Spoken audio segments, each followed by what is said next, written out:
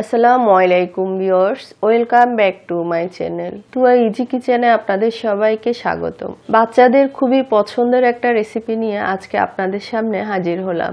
Chicken nugget খুবই মজার একটা রেসিপি, সহজভাবে করে দেখানোর চেষ্টা করেছি। আশা করি আমার রেসিপিটা আপনাদের ভালো লাগবে। চলুন মূল রেসিপিতে যাই।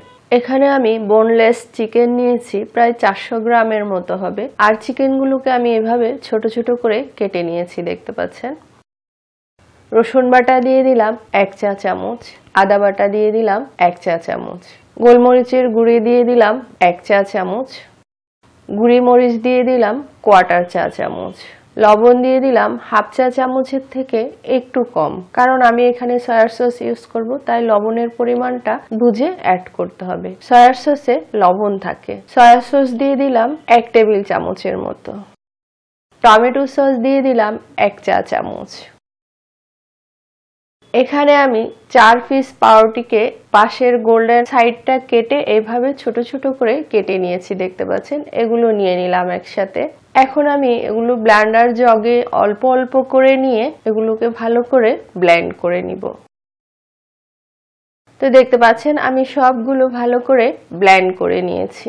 সামান্য একটু টেস্টিং সল্ট দিয়ে দিলাম, 1 টেবিল চামচ সয়াবিন তেল দিয়ে দিলাম। আপনারা চাইলে এখানে তেলের বদলে বাটার ইউজ করতে পারেন।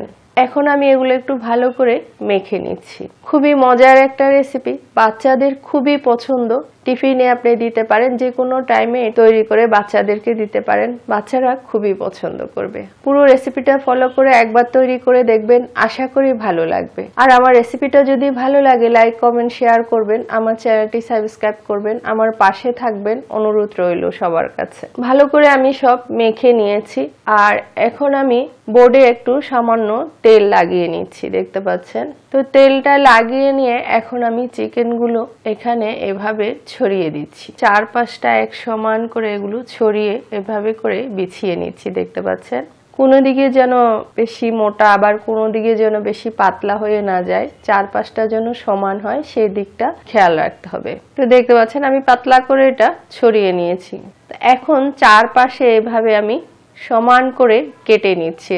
এগুলো আমি ফেলবো না, এগুলো দিয়েও আমি আবার হাতে বানিয়ে নিব। এখন আমি এগুলো মাঝখান দিয়ে এভাবে করে কেটে নিচ্ছি, দেখতে পাচ্ছেন। আমি এটা চারকোনা শেপ করে কাটছি। আপনারা আপনাদের পছন্দ মতো যে কোনো শেপে এটা কাটতে পারেন। সাধারণত এই শেপটাই দেওয়া হয় চিকেন নাগেটের। দেখতে পাচ্ছেন আমি এভাবে ছুরি দিয়ে উঠিয়ে আর এটা এবার চারপাশটা এভাবে সমান করে দিলাম, দেখতে পাচ্ছেন কি সুন্দর হয়েছে। আমি সবগুলো উঠিয়ে নিয়েছি, এগুলো এক সাইডে রাখলাম।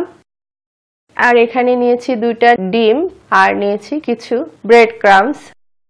এখন ডিমগুলো আমি ভালো করে ফাটিয়ে নিচ্ছি। এখন একটা চিকেন নাগেট আমি ডিমে কোট করে নিচ্ছি। তো ডিমে কোট করে নিয়ে আমি ব্রেড ক্রাম্বসে দিয়ে দিলাম। এখন ব্রেড ক্রাম্বসে ভালো করে এটা কোট করে নিব। দেখতে পাচ্ছেন কিভাবে করছি, দেখতে পাচ্ছেন কি সুন্দর হয়েছে। আমি এভাবে সবগুলো কোট করে নিব। তো আমি সবগুলো দেখতে পাচ্ছেন কোট করে নিয়েছি। এইভাবে রেডি করে এটা ডিপ ফ্রিজে রেখে 2 থেকে 3 মাসের মতো সংরক্ষণ করতে পারেন। যখন ইচ্ছে বের করে ভেজে দিতে পারেন বাচ্চাদেরকে, এবং বাচ্চা বড় সবাই এটা খুবই পছন্দ করবে। তো এখন আমি আপনাদেরকে এগুলো ভেজে দেখাচ্ছি। চুলায় তেল বসিয়ে রেখেছিলাম, তেলটা যথেষ্ট গরম হয়ে গেছে, দেখতে পাচ্ছেন। তা এখন আমি একে একে নাগেটগুলো দিয়ে দিচ্ছি। চুলার আঁচটা মিডিয়ামে আছে। 1 থেকে 2 মিনিট পর আমি এগুলো উল্টে দিচ্ছি। খুব একটা বেশি সময় লাগবে না, 4 থেকে 5 মিনিট সময় লাগবে। আমি উল্টে পাল্টে এগুলো এভাবে ভেজে নিব। এর থেকে যদি বেশি সময় নিয়ে এটা ভাজেন তাহলে চিকেনগুলো বেশি ড্রাই হয়ে যাবে, ভিতরের জুসিনেসটা নষ্ট হয়ে যাবে, খেতে তেমন একটা ভালো লাগবে না। হয়ে গেছে, দেখতে পাচ্ছেন কি সুন্দর কালার এসছে। এখন আমি এগুলো উঠিয়ে নিচ্ছি। বাকিগুলো আমি একইভাবে ভেজে নিব, তারপর আপনাদেরকে পরিবেশন করে দেখাচ্ছি। দেখতে পাচ্ছেন কি সুন্দর হয়েছে, দেখতে কি সুন্দর লাগছে।